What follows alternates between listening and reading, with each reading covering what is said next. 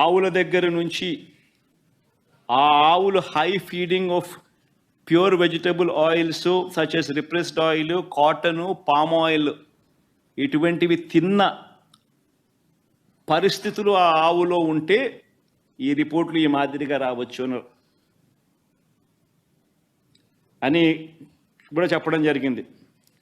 Are ఇటువంటి report ఏదైనా cow suffering from serious under feeding అంటే ఒక ఆవు అండర్ ఫీడింగ్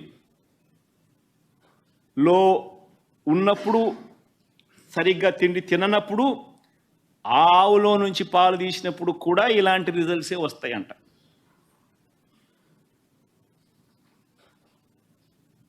ఇవన్నీ రిపోర్ట్లో వాళ్ళు డిస్క్లైమర్స్ కింద రాసినారు. ఇదేదో ఖచ్చితమైన రిపోర్టా అంటే అది కాదు.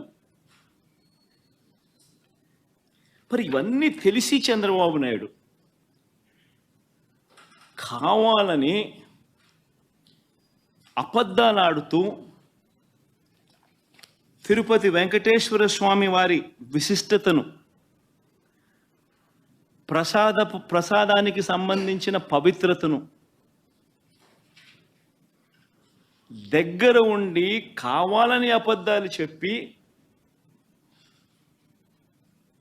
అనుమానపు బీజాలు ప్రసాదం పుచ్చుకునే ప్రతి ఒక్కరిలోనూ లేపడం దుర్మార్గం కాదా అని అడుగుతా ఉన్నా.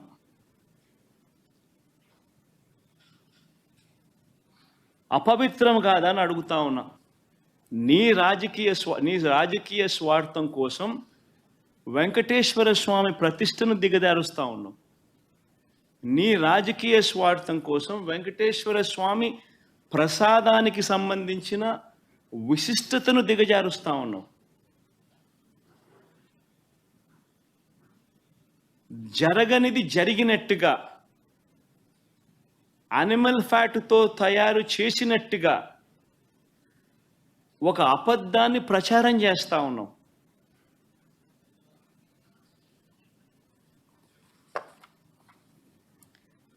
ధర్మమేనా అని అడుగుతా ఉన్నా.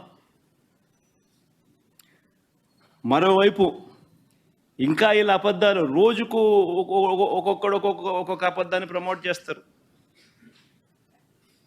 ఈ మధ్యకాలంలోనే ఇంకొక అబద్ధాలను వీళ్ళు ప్రమోట్ చేస్తూ నందిని బ్రాండ్ను కూడా వాడడం లేదని అంటాడు.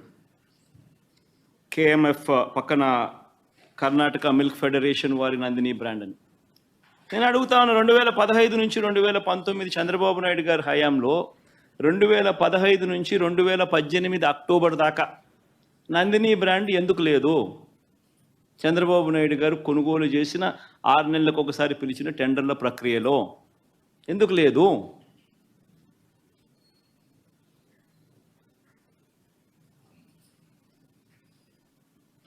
నందిని వాళ్ళు కూడా అప్పుడప్పుడు పార్టిసిపేట్ చేస్తారు, అప్పుడప్పుడు పార్టిసిపేట్ చేయరు. మన హయాంలో కూడా 2019 తర్వాత మన హయాంలో కూడా నందిని వాళ్ళు అప్పుడప్పుడు పార్టిసిపేట్ చేశారు.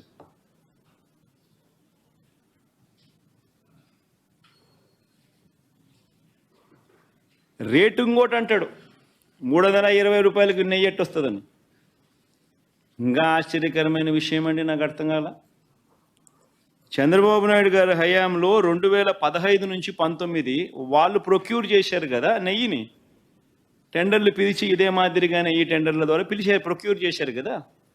ఏ రేటుకు ప్రొక్యూర్ చేసినారు? అదే క్వాలిటీ నెయ్యే కదా ఇప్పుడు కూడా. అప్పుడు అదే క్వాలిటీ, ఇప్పుడు అదే క్వాలిటీ. దశాబ్దాలుగా నెయ్యి క్వాలిటీ అదే, కొత్తగా మారింది ఏమీ లేదు. అవే ఆవులు, అవే డైరీలు, అవే ఆవులు, అవే పాలు, అవే నెయ్యి, అదే క్వాలిటీ. ఆ క్వాలిటీ ఉంటే తీసుకుంటారు, లేకపోతే తీసుకోరు. చంద్రబాబు నాయుడు హయాంలో నెయ్యి ఏ రేటుకు కొన్నారు? 276 రూపాయలు 2015లో కొన్నారు టెండర్ల ద్వారానే. 2019 జనవరిలో అంటే ఆయన చివరి దాంట్లో 324 రూపాయలు కొన్నారు. మన అటేటప్పుడు 320 కొంటే తప్పేముందయా?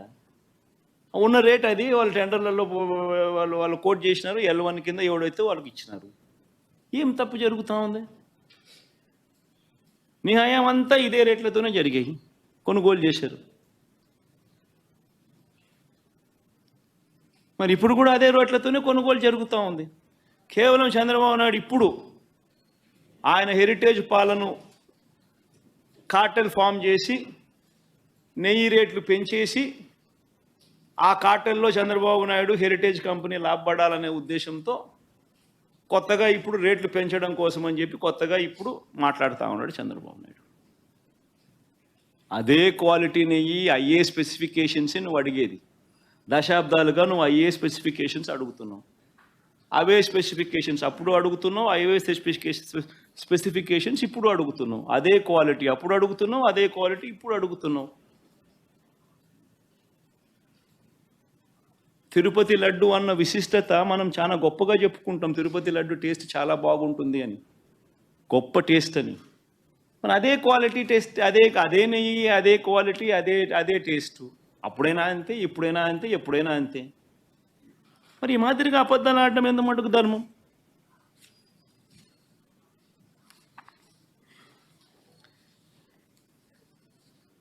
చంద్రబాబు గారి పాపాలు నిజంగా ఒక్కొక్కటిగా కూడా బయటకు వస్తూ ఉన్న నేపథ్యంలో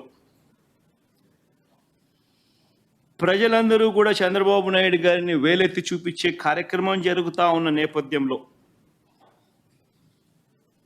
చంద్రబాబు నాయుడు గారు ఈ మధ్యకాలంలోనే లడ్డూ టాపిక్లో చంద్రబాబు గారు ఎప్పుడైతే ఈ మాదిరిగా చంద్రబాబు నాయుడు గారు ప్రజలు చంద్రబాబు నాయుడు గారు చేసిన తప్పును ఎప్పుడైతే